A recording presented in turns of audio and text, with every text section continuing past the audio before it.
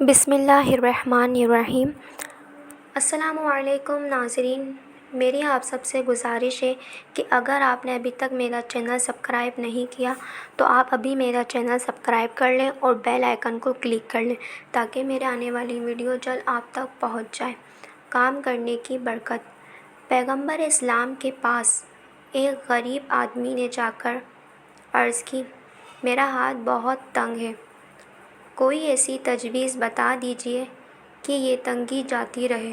آپ نے پوچھا، کچھ تمہارے پاس ہے بھی؟ اس نے کہا، صرف ایک دری اور ایک لکڑی کا پیالہ۔ فرمایا، دونوں چیزیں لے آؤ۔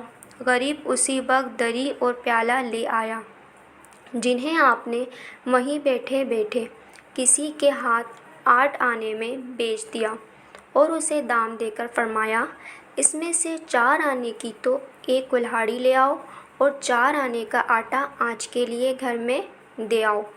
تھوڑی دیر میں جب وہ آٹا گھر پہنچا کر اور کلہاڑی لے کر آپ کی خدمت میں دوبارہ حاضر ہوا تو آپ نے اپنے ہاتھ سے اس میں لکڑی کا دستہ لگا دیا اور فرمایا، جاؤ ہر روز جنگل میں جا کر اس سے لکڑیاں کاٹ لایا کرو اور انہیں بیچ کر گھر کا خرچ چلایا کرو۔